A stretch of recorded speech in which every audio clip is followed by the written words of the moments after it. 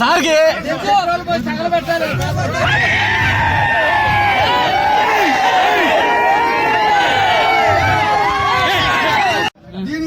ఎందుకంటే మీరు కూడా ఈ రోజు గ్రామస్థాయికి వచ్చారు. వచ్చి మీకు కూడా వాస్తవాలు ఏంటో తెలుసుకోవాలి.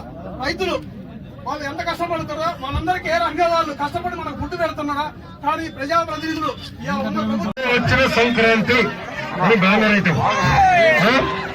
సంక్రాంతి అనిపిస్తుందో ఊర్లో యువకులు ప్లీజ్ ప్లీజ్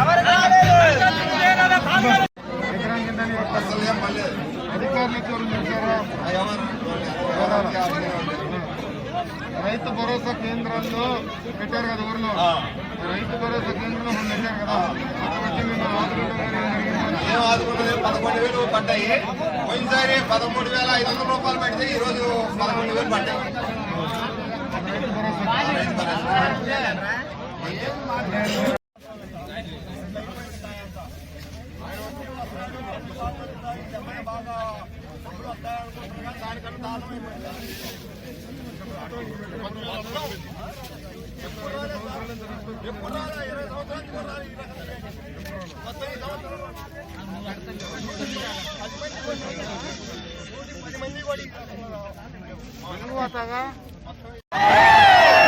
సైకిల్కి కట్టి ఊరేగింపు చేద్దాం.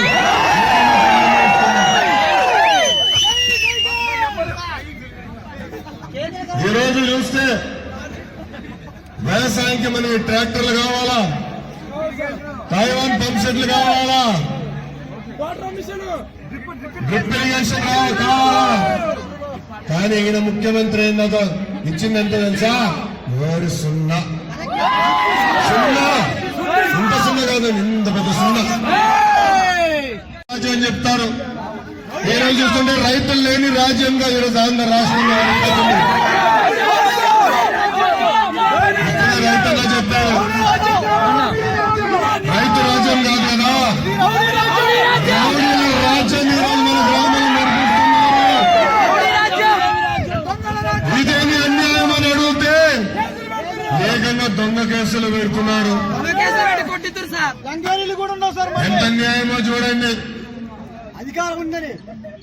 ఒక ముఖ్యమంత్రి గారు బాధ్యతగా వ్యవహరించాలి,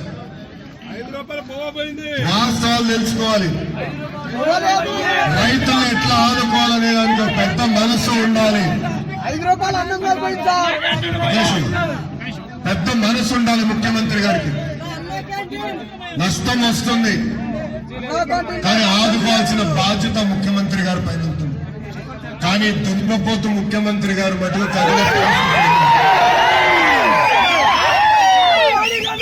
ఊళ్ళో దున్నపోతు కదలపోతే ఏం చేస్తాం మనం?